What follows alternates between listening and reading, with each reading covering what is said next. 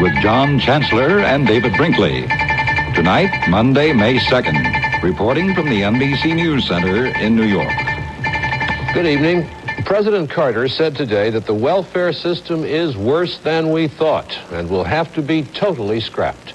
The president said he would not have a new plan for welfare until August, but he did say today that a new welfare system will have to provide jobs for those who can work, cash for people who can't work, and income tax credits for poor people who have jobs. Judy Woodruff has some details.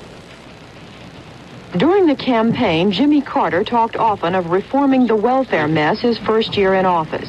Today, President Carter announced the broad outlines of that reform, but said the country will have to wait 4 years before most of it can be implemented. Even so, the president told reporters that he's found the present programs to be in even worse shape than he had expected.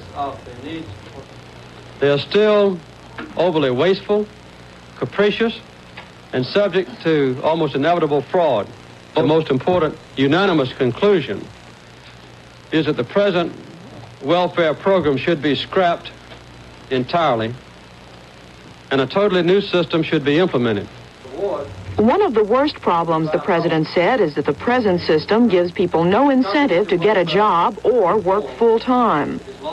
Another thing that happens in the welfare system is that those who are working and receiving benefits, if their income should increase, either to more hours per week or to a higher wage scale, is quite often counterproductive. The announcement today was short on specifics. Evidently, the only two firm decisions reached so far about the reform are, first, that it should combine several different existing cash payments into one payment for those who can't work or don't earn enough money. And second, Carter said legislation won't be ready to send to the Congress until August, and that even then, other business, such as energy and tax reform, will take precedence over it. That delay must come as part curse and part blessing to the president. As concerned as he is about welfare reform, he is at least as concerned about holding down federal spending. Overhauling the welfare system will eventually cost a lot of money, and putting off that expense until 1981 will make it easier to fulfill another famous campaign promise, balancing the federal budget by the end of his first term in office. Judy Woodruff, NBC News, the White House. The annual cost of welfare now is about $24 billion, and whether unemployment is high or low has very little effect on it.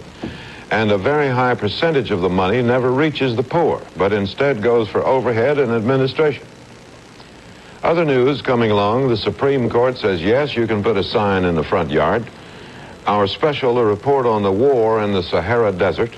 Some Laetrile is now legal, and a little news from Mount Rushmore.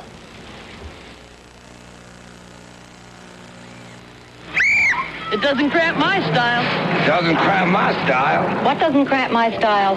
Phillips, milk of magnesia. When I have constipation, I rely on Phillips.